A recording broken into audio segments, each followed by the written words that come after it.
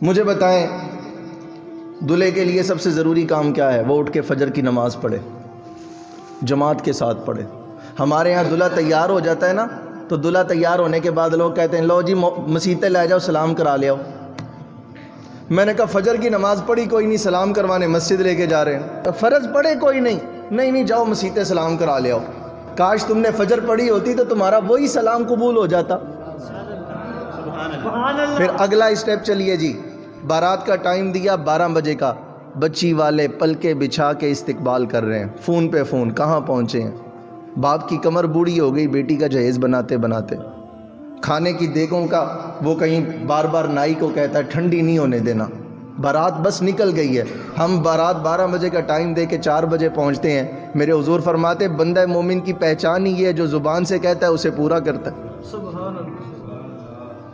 ہم بارات لے کے پہنچ گئے جناب لڑکی والوں کے گھر، وہاں پر ہمارے 2-4 دوست ہوتے ہیں، کزن ہوتے ہیں، ان کے ہاتھوں میں 10-10 روپے والی نوٹوں کی گڈیاں ہوتی ہیں، اور جب بارات پہنچتی ہے نا گاؤں میں، تو گاؤں کے چھوٹے چھوٹے بچے میرے حضور کے امتی، وہ بچے جن کے بارے میں میرے حضور نے فرمایا من لم یرحم صغیرنا ولم یؤکر کبیرنا فلیس منا، وہ چھوٹے چھوٹے بچے میرے حضور نے ان کے بارے میں فرمایا جو بچوں سے پیار نہ کرے وہ میرا امتی نہیں۔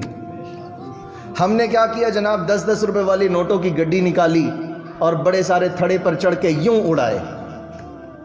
وہ بچے 10-10 روپے کا نوٹ لوٹنے کے لیے گرے، کسی کے ہاتھ زخمی ہو گئے، کسی کی ٹانگیں زخمی ہو گئیں، اور جناب والا کسی کا سر پھٹ گیا۔ آپ نے دھکے مارے بچوں کو، آپ نے کہا پیچھے کرو انہاں بچوں نو ساڈے کپڑے خراب کرن گے۔ خیال بول گیا کہ جن کو دھکے دے رہے ہیں، جو زخمی ہو رہے ہیں، وہ حضور کے امتی ہیں۔ کیا آپ کے اس عمل سے حضور راضی ہوں گے کہ ناراض ہوں گے؟ مووی والے کو کہا میں نوٹ پھینکنے لگا ہوں، میری مووی بناؤ۔ کیا ملا؟ کاش یہ صدقہ ہے نا، تو آپ انہی بچوں کو کہتے بیٹا لائن بناؤ، سب کو پیسے ملیں گے۔ 10-10 روپے کر کے آپ 2 مرتبہ بھی دیتے تو پیسے پھر بھی ختم نہیں ہونے تھے۔ وہ دعائیں تو دیتے، یار کوئی اللہ کے نیک بندے آئے تھے، کوئی مدینے والے کے سچے دیوانے آئے تھے جو ہمیں عزت بھی دے کے گئے اور تحفے بھی دے کر گئے۔ ہم نے کہا نہیں، نوٹ اڑانے میں کمال ہے، نوٹ دینے میں کمال تھوڑی ہے۔ جناب والا بارات پہنچ گئی، اب وہاں پر ہمارے کچھ خاندانی لوگ بھی ہوتے ہیں اور کچھ دوست بھی ہوتے ہیں۔ وہ پتہ ہے کیا، سالن ٹھنڈا ہے یار، چاول مزیدار نہیں ہے گے، معذرت کے ساتھ جب یہ جملہ کہا جاتا ہے نا تو بیٹی کے گھر والوں کے کلیجے چھلنی ہو جاتے ہیں۔ باپ کے بال سفید ہو گئے بیٹی کے لیے جہیز بناتے بناتے، نہ جانے انہوں نے کتنے لوگوں سے قرض لے کر جناب والا کھانا بنایا، اور آپ کے ایک جملے نے ان کو زمین کی گہرائیوں میں پھینک دیا۔ ہم نے کہا نہیں یار، سواد نہیں آیا، ٹیسٹ ہی کوئی نہیں سی، بوٹیاں بھی خراب سن۔ کاش ہم یہ جملہ کہہ دیتے، یار کمال ہی کر دیا انہوں نے، یار مزہ ہی آ گیا۔ عربی کے شاعر نے کہا تھا جراحات السنان لها التیام ولا یلتام ما جرح اللسان، اس نے کہا تھا لوگوں یاد رکھنا نیزوں کے زخم مٹ جاتے ہیں لیکن زبان کے دیے زخم نہیں مٹتے۔ ہم نے کہا نہیں یار مزہ نہیں آیا۔ باپ رو رہا ہے، اس کی آنکھوں سے آنسو نہیں رک رہے، وہ کسی کونے میں جا کے رو رہا ہے، گھر والے تلاش کر رہے ہیں یار ابا جی نو لبو کتنے نے، لیکن باپ سر نیچے کر کے آنسو بہا رہا ہے کہ میں بیٹی کے سسرال والوں میں عزت بھی نہ بنا سکا۔ کیوں؟ ہمارے جملوں نے انہیں تکلیف پہنچائی۔ ہماری پاکستانی قوم کی حالت، بارات پہنچی ہے جناب، اب معذرت کے ساتھ بات بڑی کڑوی بھی ہے اور بڑی سچی بھی ہے، میں باتیں کڑوی کر رہا ہوں کیونکہ یہ سچائیاں ہیں۔ سچ کڑوا نہیں ہوتا لیکن ہمارا ذہن اسے قبول نہیں کرتا، اس لیے کڑوا ہو جاتا ہے۔ جناب والا نکاح پڑھانے کے لیے مولانا صاحب آئے، اب وہاں پر بڑے بڑے جناب وکیل آ جاتے ہیں، وکیل پیدا ہو جاتے ہیں، کمیٹیوں کے ممبر پیدا ہو جاتے ہیں۔ مولانا صاحب نے نکاح پڑھایا، مولانا صاحب نے کہا جی نکاح فیس، انہوں نے کہا کتنی؟ مولانا صاحب نے کہا جی 5000۔ مولانا صاحب ہیں 5000 روپیہ نکاح فیس 5000؟ دسو مولانا صاحب کنی کمیٹی دی فیس کنی ہے؟ میں نے کہا بڑے دکھ کی بات ہے، بارات میں نوٹ اڑا رہے تھے تب تو نہیں سوچا کہ جناب کتنے اڑانے چاہیے، بینڈ باجے والوں کو پیسے دے رہے تھے تب تو نہیں سوچا کہ جناب کتنے پیسے دینے چاہیے بینڈ باجے والوں کو، وہاں تو ویلے دے رہے تھے کہ مووی بن رہی تھی۔ اور جناب جب عالم دین کو امام مسجد کی خدمت کی باری آئی تب آپ کو کمیٹی یاد آ گئی۔ مجھے ایک بات بتائیں، مہندی کریں، ولیمہ کریں، بارات لے جائیں، اگر نکاح ہی نہ ہو تو کسی کام کی کوئی چیز ہے جی؟ ہم ہر بندے کو جناب کھلا ڈلا دیتے ہیں، لیکن جب نکاح خواہ کو دینے کا ٹائم آتا ہے، پتہ ہے وہاں ہر بندہ جج بن جاتا ہے، وکیل بن جاتا ہے۔ وہ کیا کہتا ہے، مولوی صاحب 5 منٹ تے لگے نے نکاح پڑھنے، تسی ہمیں 5000 مانگ لیا۔ تو میں نے کہا اگر آپ کو اتنا ہی دین آتا ہے تو پھر مولانا صاحب کو بلانے کی ضرورت ہی نہیں ہے، خود ہی نکاح پڑھ لینا تھا۔ کاش ایسے ہو کہ مسجد کے امام صاحب سے پوچھا جائے، حضرت صاحب آپ بتائیں آپ کی کتنی خدمت کریں، اور ماتھے پہ بل نہ ہو، خوشی سے ہو۔ میرا جب نکاح ہوا نا تو جو وہ امام صاحب تھے، میں نے ان سے پوچھا، میں نے کہا جی بتائیں آپ کی کتنی خدمت کروں، کیونکہ اگر میں نے ممبر پہ بیٹھ کے یہ بات کرنی ہے تو پہلے مجھے خود عمل کرنا پڑے گا، تو میری بات آپ کے دل پہ چوٹ کرے گی، ورنہ اثر ہی نہیں ہوگا۔ ہم نے کہا نہیں مولانا صاحب تسی اینے پیسے لینے، جناب اس سے آگے چلے جی، میں پوائنٹ ٹو پوائنٹ باتیں گنوا رہا ہوں آپ کو۔ نکاح کا معاملہ ختم ہوا، کھانا کھلنا تھا۔ یہاں پر بھی بڑا عجیب مسئلہ ہوتا ہے، بارات پیچھے سے 4 گھنٹے لیٹ آئے گی اور مولانا صاحب نکاح فارم فل کر رہے ہوں گے نا، تو وہاں بڑے کالے لوگ آ جاتے، مولانا صاحب چھڈو یار بعد وچ کر لینا ہے، تواڈے گھر دا گل کوئی ٹینشن نہیں۔ وہ امام صاحب کا نکاح فارم فل کرنا بھی انہیں بوجھ نظر آتا ہے۔ میں نے کہا حضرت صاحب پیچھے سے 4 گھنٹے لیٹ چلے تھے، تب آپ کو یاد نہیں آیا کہ ٹائم تھوڑا ہے؟ مولانا صاحب کا تو نکاح فارم فل کرنا بھی گوارا نہیں ہے۔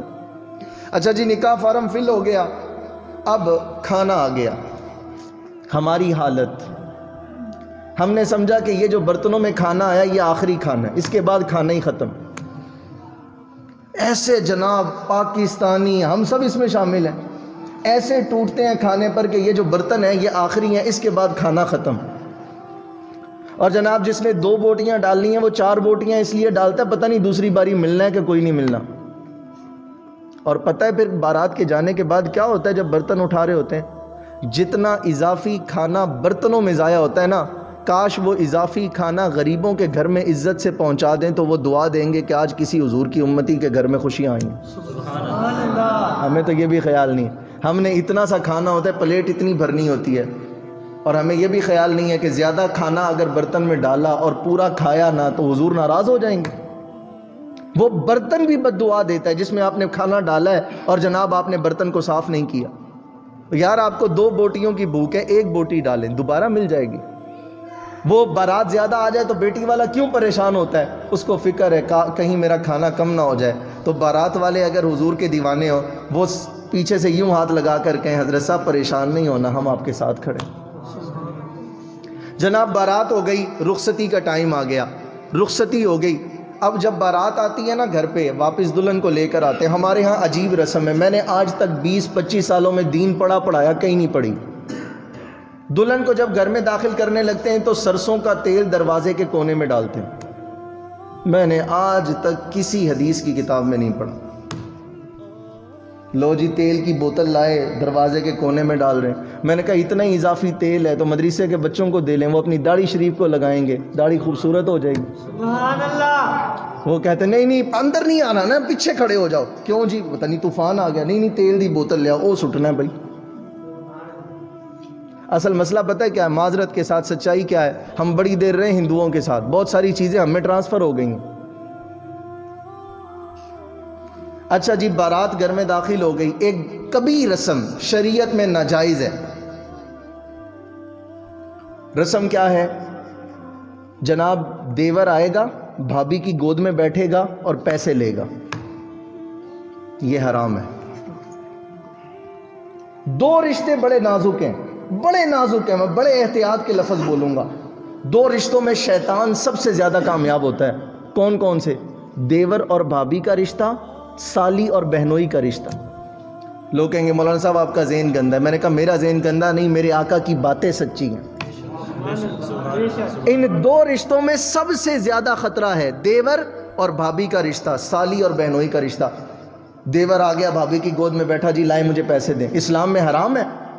اور بھائی اگر اس کو پیسے ہی مانگنے تو وہ اپنے بڑے بھائی کو کہے بھائی جان آپ کی شادی ہو گئی ہے، مجھے 10,000 روپیہ دیں، اس کا حق ہے اپنے بڑے بھائی سے پیسے مانگے؟ اس کا کیا حق ہے کہ وہ بھابھی کی گود میں بیٹھ کے پیسے مانگتا پھرے؟ اسلام میں تو اس کی اجازت ہی کوئی نہیں تھی۔